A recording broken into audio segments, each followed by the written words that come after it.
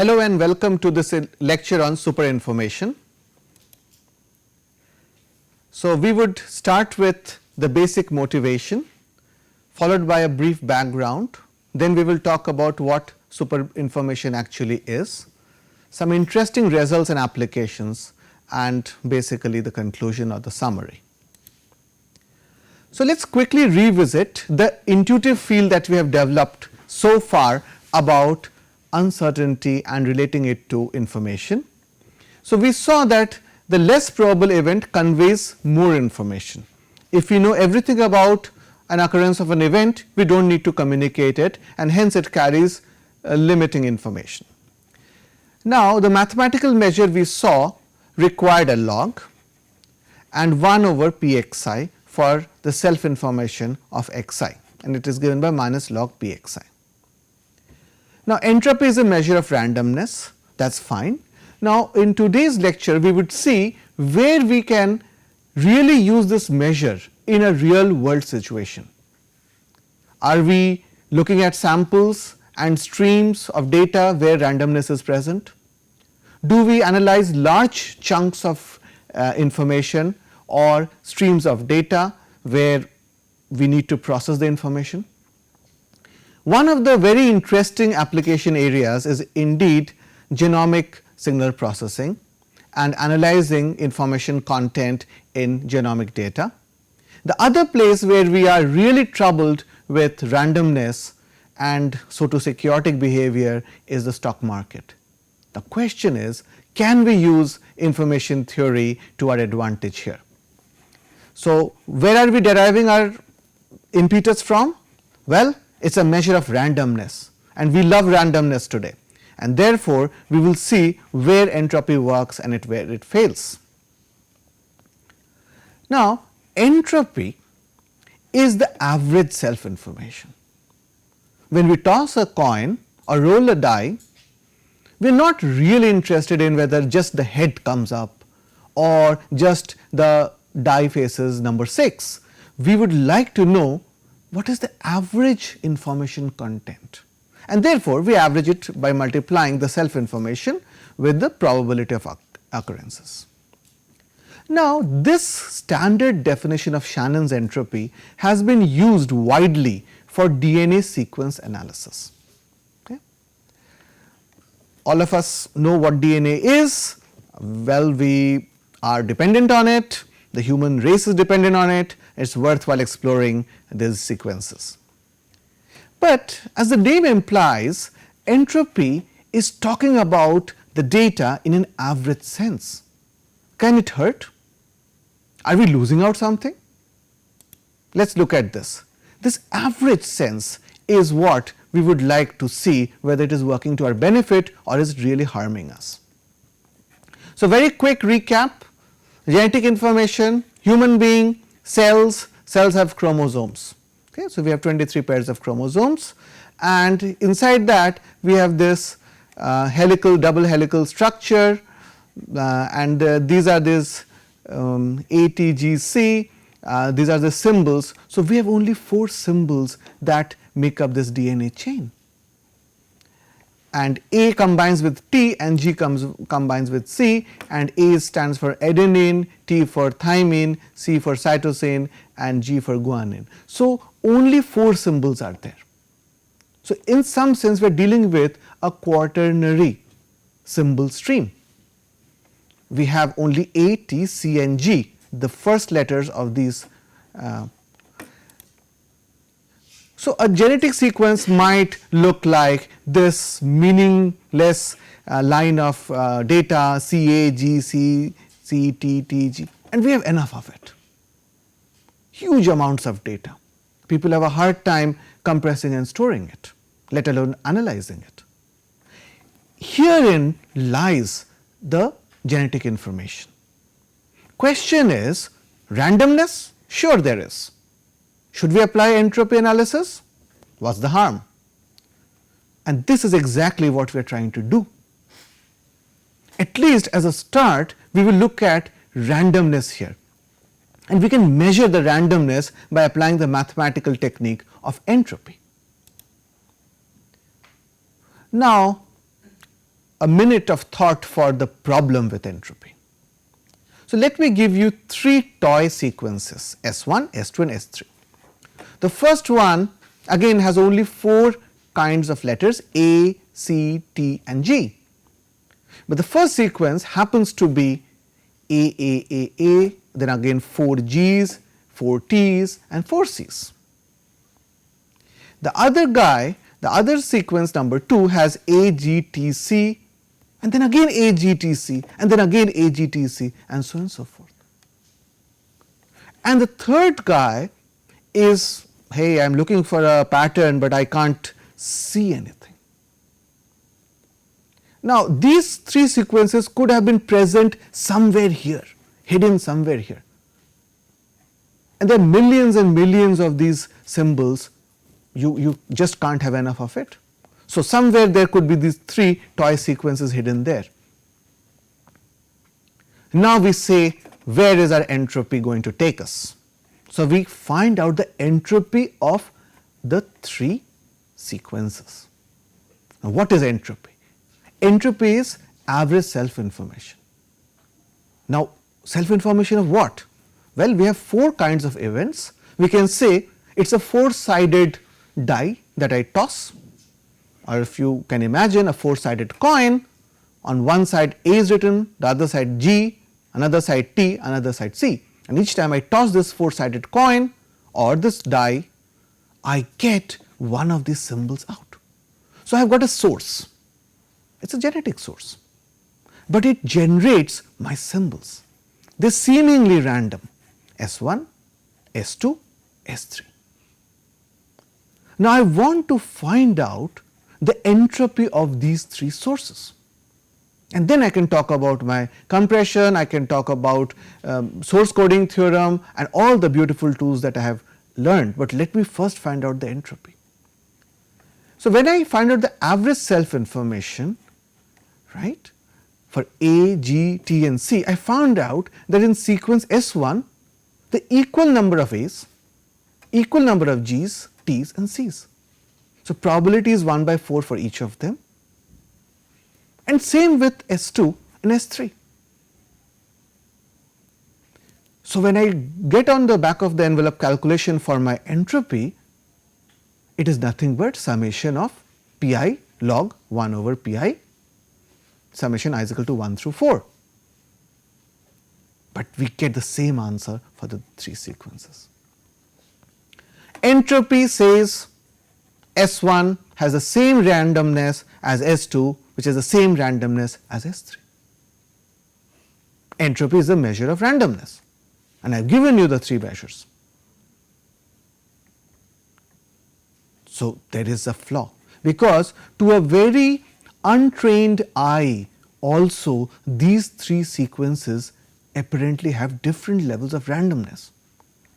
If entropy is fooled by the simple sequences, we have trouble at hand. The sad part of the story is our DNA sequences have repeated patterns. In fact, it is the repeated patterns that code for your protein. So, protein coding. So, finally, these would later on eventually lead to the coding of the proteins. So, the sequence of these A, T, G, C will dictate what kind of protein formation will happen, and eventually all the other properties of the human being. So, repeated pattern is important, and it routinely occurs in DNA sequences. We have started off with a practical example to look at the full import of how entropy can or cannot be used. So, lot of literature has been using the standard vanilla flavored entropy to analyze sequences, DNA sequences, and obviously they have not been able to get too much out of it. Now, what is this that we are trying to get out of these sequences? Well, let us look at this in a greater detail. So, we have on this right hand side this double helical structure, and the rungs in the ladder are the connections, and on the 2 sides of the rungs are either A and T or G and C. That is how nature has designed us. But the issue is Suppose I divide this double helical structure into parts. So, I have a first part and then another section and another section. So, I break it up into sections, and each section is subjected to the calculation of entropy. How do I do it? Well, it is possible that these three were the first three sections of the DNA chain, S1, S2 and S3, okay, but they could be different. So, if you look at the different sections, they may or may not have the same entropy. So, when we do this calculation, because you will generate one particular number, and then what you do is you make a simple histogram. So, on the x axis we have entropy, and we find the variations in entropy. It is not a surprising fact, because we have this long chain, and for different sections the entropy varies, and clearly you have a distribution. Now, for the sake of simplicity and illustration, only I have put together this nice bell shaped distribution. In nature it is slightly different, but let us understand where we are going. So, the first interesting observation and first failure where we see that entropy would have failed unless we break it up into sections is that there is a distribution. I could have taken the whole sequence, long sequence, 100,000 A, T, G, C symbols, okay, they are called the nucleotides, and you find entropy and you get one number, you get 2.73 bits, one big number for this chain. What does it tell me? It is just a number. But if you look at different sections, there is a distribution. So, if entropy is a measure of uncertainty, or if entropy is a measure of randomness, then there is a randomness of randomness. Okay. This is a very interesting observation. So far we have only been talking about randomness. What if the randomness is not constant? That is, the level of randomness in this section is not the same as this, is not the same as this, it itself varies. What if we can have a measure for randomness of randomness? It is like rate of change of distance, speed, rate of change of speed, acceleration, rate of change of acceleration, jerk, right. So, you can keep going. So, if you could find self information, then you found average self information, and now which we defined as entropy, I would like to find out entropy of entropy. That is the basic motivation. And this randomness of randomness is what we define as super information, because entropy is classically information, it is a measure of information. Now, what do we call this? Well, we call this super information. And what is it telling us? It is the uncertainty of uncertainty, or randomness of randomness. But that is just a concept, we better find out a mathematical measure for this. So, how do we find this super information? First, we have a long chain of symbols, and since we are taking an example of biological genomic sequences, we are talking about AT, GC, AT, some random things, and these colors possibly indicate the different kinds of symbols. First, we divide them into blocks. Now, how big are these blocks? That is the 1000 rupee question, but right now we would look at some arbitrary block size, and I find out hx1, I get one number here, and then I get hx2, hx3 and so forth up to h of xn. And then I find out the histogram, and if I normalize it to to make the area under the curve 1, assuming it is a kind of a continuous distribution, then I can have a kind of density function, and this is called HS. H subscript S stands for super information. So, I do get a final 1 number, because I am going to find out if this is a probability continuous random variable PDF. If I have a PDF, then I can always find out the entropy. We have already studied that. So, what is the steps? What are the steps we are going to take? Divide the entire sequence of symbols into n blocks of length b each, right. Construct the histogram of this HXI, where I is the ith block. Normalize the histogram to form the probability measure. So, if you see, I have in the numerator, so h of j xi m, right, and then you can have this m could be the number of blocks that you have here, and you can divide it so that you have the sum of probabilities equal to 1. And finally, these probabilities can be used to find another, so entropy of entropy. Once you have a probability, you can always plug into the standard formula for finding out the entropy, and you get the entropy of entropy. Right? So, it is a pretty straightforward way, but what will it tell us? What is this randomness of randomness? Okay. So, let us get some intuition into it. Again, look at the first curve. On the x axis, I have got this entropy. On the y axis, we have this density function. Okay.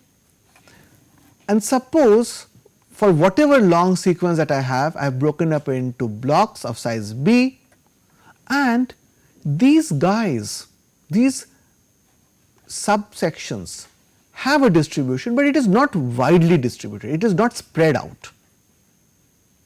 So, the HS, the super information value will be low. It tells me that the entire sequence has high entropy, but there is no variation of this entropy. So, a big sequence, all sections having very high values of entropy, all sections are highly random, the whole sequence is highly random, but the super information is low. Again, if you look at the third curve, I have got this long sequence, I divide it into sections, and I find out a distribution of the entropies within that, and again I find all of them have low entropy. Then again my super information is low. But if you have this long sequence and some of them are very high entropy values, some of them are very low, some of them lie in the middle, but there is a wide range of entropy, only then it is high super information. So, just if I give you a big sequence which is very random all the way, so it is random, but the randomness of randomness is low. Similarly, low randomness and hardly much of a distribution spread, low super information.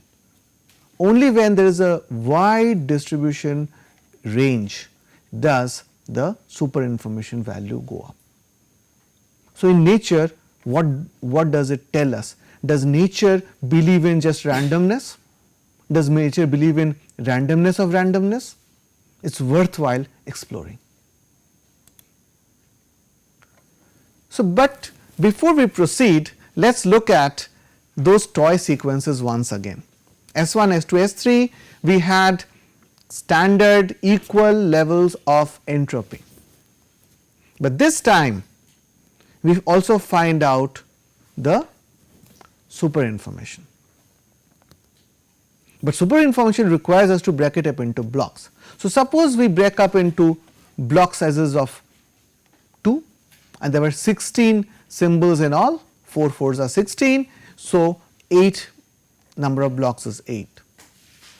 And if you find out, we find that look at the sequence 1, AA block 1, AA block 2 and so forth. If you look at it, you will find that the super information is actually 0 for sequence 1 and 0 for sequence 2 if the block size B is 2. But the third guy gives a non-zero value. So, suddenly at the resolution, so B can be taken as a block resolution, at a resolution of 2 I can start seeing some variations in S3 and therefore, I get a non-zero value here.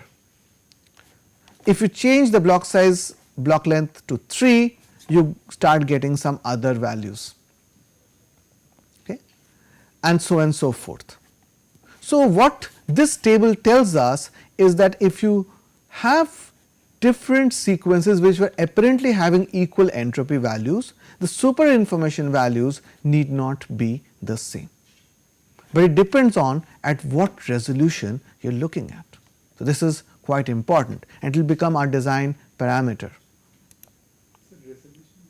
Resolution means what is my block size. So, if you go back, if you see this is a long sequence, I break it up into 4, 4, 4, 4. So, that B is 4. I will not get the same answer if my B was 8, because this distribution will change, because there is randomness in the sequence. So, it is in a way at what fine level are we actually exploring this long sequence, right. Is there a notion of the amount of resolution we can get in versus the information? Just like you have a time bandwidth product constraint, do you have a resolution versus information that it conveys? Is there a product like that? Those are the questions we will ask ourselves. Okay? You cannot have very fine resolution and also very good estimates of the information, because finally for every block you are finding out the entropy. What is entropy? Entropy is average of these 4 symbols. But if there are too few symbols, the average does not have a very good meaning. The mean, so weak law of large numbers, the mean value gets closer to the real mean if the number of sample points are large. But if the block sizes become large, you become coarse in your analyzing the sequence. The analysis of the sequence become coarse. So, there is a trade off. Apparently, there should be some optimal block size for the kind of data we are dealing with. Okay? That is what we mean by resolution.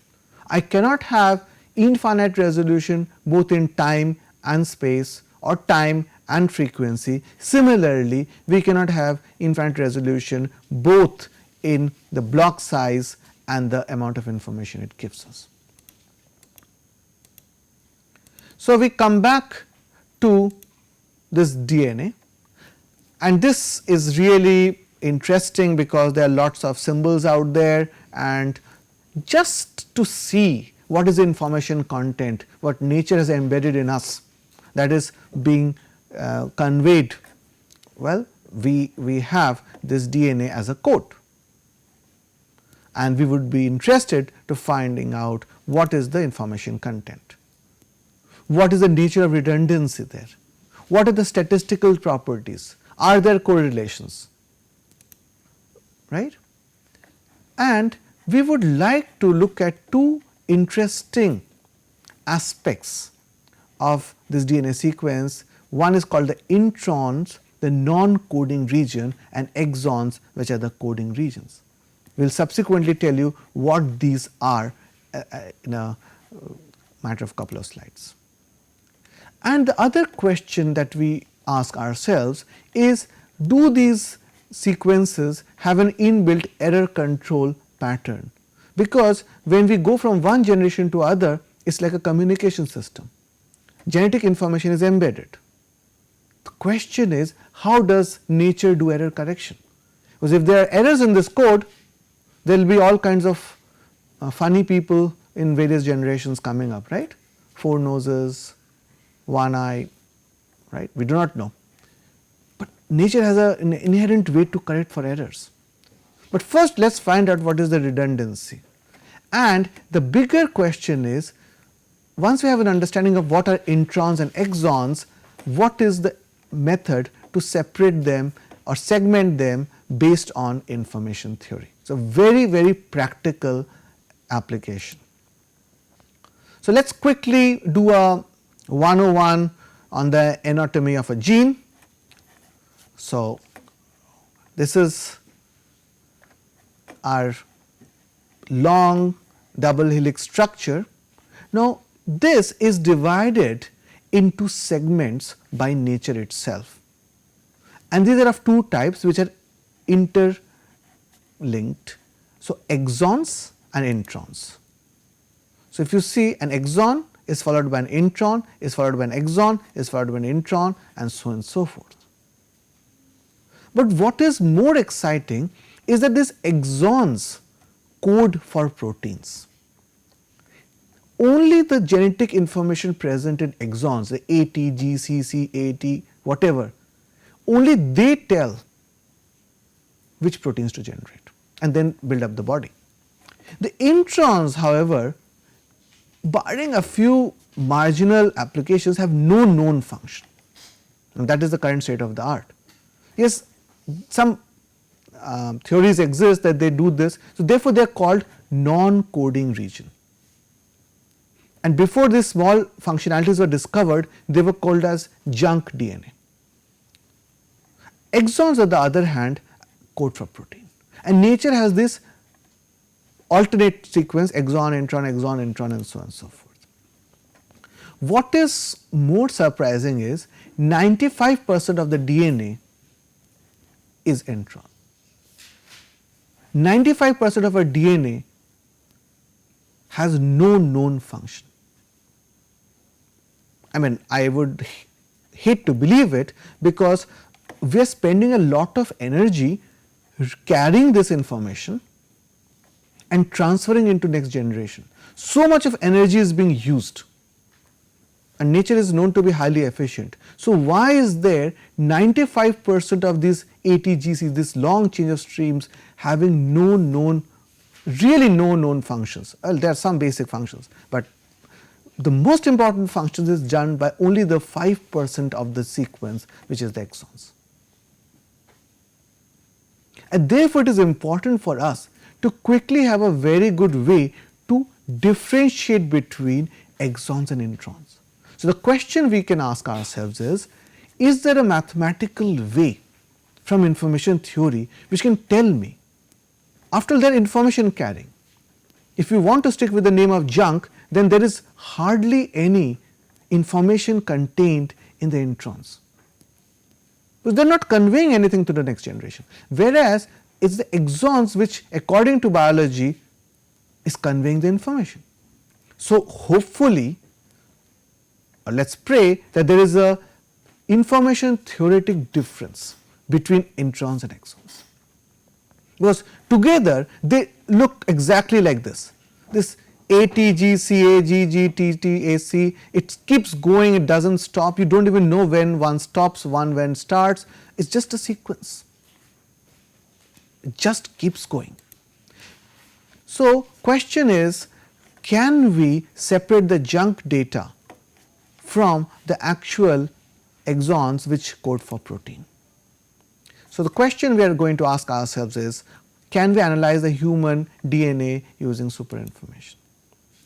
So, these are some of the results which we are going to discuss here. On the x axis, we have this resolution parameter b. If you remember, b was the block size, all right. So, we have done experiments for block size of 50, 100, 150, 200, it keeps going. On the y axis is the plot of superinformation. Please remember, for a long chain you only get one number. So, if you carry out for 50, 51, 52, you do all this analysis, you get a wavering value for exons for different resolutions. And similarly, for introns you get another set of superinformation values. What is really exciting is there is a big shift. So, somehow it seems that the randomness of randomness in introns is much higher, 1.5 times that of exons. Exons apparently are random, but the randomness of randomness is pretty low as compared to introns. So, information theoretically it comes out as a very surprising result that they should just separate out like this, and this is true for almost all DNA sequences found in the human body. If you do a more exhaustive analysis, we have got this 3D plots. Just look at on the left hand side, we talk about the exons, the coding sections, right. Here you have the gene numbers, here we have the chromosome number. So, it basically tells you that these tests have been run for a wide variety of genes over all the 23 chromosomes. And you can see that there are variations, but they are pretty much below 3 bits. This is the super information level. If you do the same thing for the non-coding introns, the junk part, you have close to 4.5 to 5 is the bits of super information available there. So, apparently super information is a very effective mechanism for segmenting coding and non-coding regions. It was very important for this to find out. So, it makes us conjecture about things, what is the purpose of this non-coding regions, and one of the ways to look at it is the purpose of intron, which is pretty much people are still working on it, is that they serve as bricks or building blocks for exons. So, evolution is there, we are evolving, but how do we evolve? Well, proteins undergo evolution, but who are coding for proteins? Exons are. But how will new exons come out? I can't kill my old exons, they may get changed once in a while, but maybe the new exons are being generated from the introns. So, the introns form the bricks for building, they are the building block. So, these bricks are chiseled. So, these are like your raw material. Now, the moment you chisel it, you bring in some structure. The moment you bring in some structure, you are basically reducing the randomness of randomness. Therefore, the moment an intron in this theory becomes an exon, you have lowered the super information. So, if you look at a finished building, well, there is a randomness there, there is a structure, but then rooms are different, walls are different, color, shade, everything is different. So, exons are the finished building and introns are just a pile of bricks lying there. So, eventually the pile of bricks may convert themselves to the building. So, it is a very interesting across generations introns may convert to exons. Yeah. So, this is the conjecture, it is not proven that possibly for evolution how will new proteins come into picture? Well, proteins are made out of or coded for by exons, and where will they come from? So, introns will get converted into exons. That is just, but information theory is neatly telling us why this is all making sense, why this super information must go down. It is a very interesting analogy with a very strong intuitive thing. So, another very interesting application that we have is untranslated regions. So, people are doing this genome sequencing, right, human genome sequencing project. So, they now exactly know where the introns are, where the exons are. But suppose we have untranslated region, we do not know where they are, and suddenly we have to draw the boundaries. Nature will not give you the boundaries. So, if you subject this test to the untranslated regions, you will find that some of the untranslated regions are low with respect to a standard intron values, and you can immediately say that most likely these are exons. Whereas, if they are close to introns, then that section is likely to be introns. So, if I draw a horizontal line which is the boundary between the super information values of exons and introns, that line itself will tell me anything above that is an intron, below that is an exon. A very neat mathematical way to find out. I mean, people go to the length of finding the melting points of exons and introns which are different, and then they segment it. It is a very tedious and long drawn process, but see how effective information theory can be. So, there are some other examples, and you can also look at mutual information function to find out how one portion of the gene is related to the other portion of the gene genetic sequence, and what is the information they convey. And if you look at how accurate it is, you can always define an overlap integral. So, you have a distribution of exons and a distribution of introns. On the x axis is the average super information, on the y axis is the probability density, and clearly there is a distinction.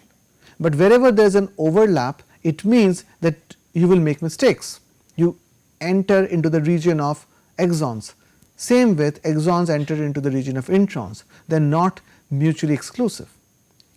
And so, you can find out what is the accuracy level.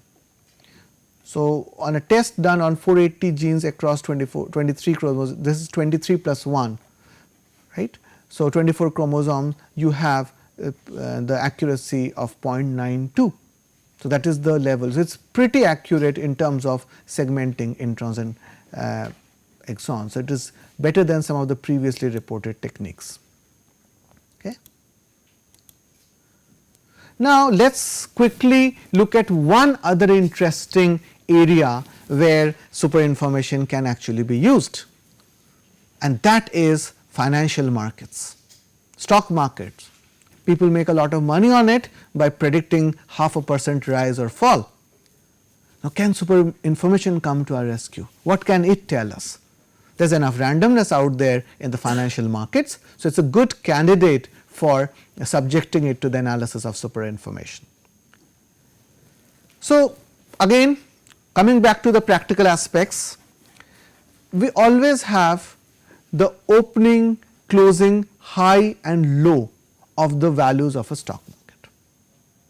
You know that, right? And what you need to do is buy low and sell high if you want to make money, but you do not know when it is going to happen.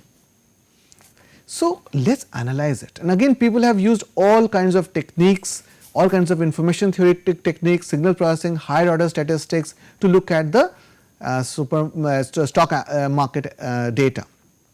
But let us look at a very simple binary daily return. So, we define a term called binary daily return for a particular day as follows. Okay. What does it mean?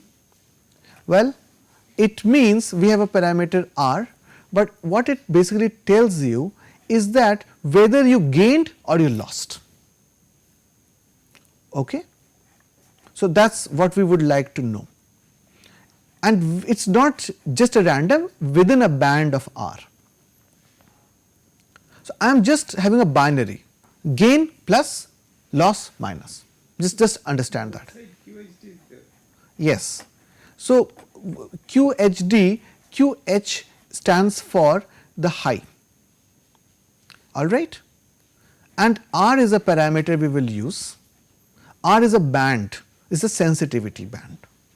So, if my high is within a band of a mean value, we can also define it, we can have several definitions, we can define it with respect to the mean value, the low or the high.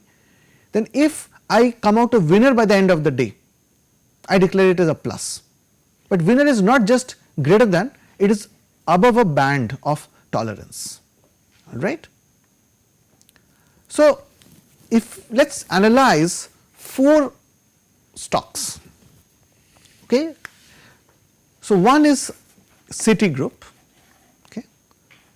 It is in the financial business. The other is Exxon, which is in the oil business. And let us understand the axis of this. Well, the color represents the super information value given by this bar. The x axis is the time. So, we are analyzing data from 2007 to 2011, 5 years of data. So, all of this data is available on the internet. On the y axis is your R, the percentage. It tells you within this defined band, with respect to this band, did I come out a winner or a loser.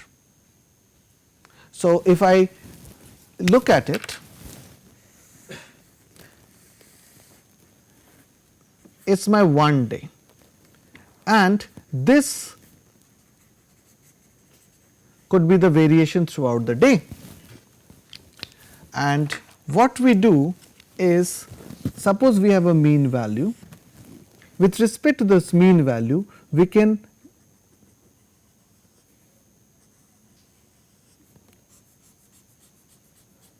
draw a region which is defined with respect to R.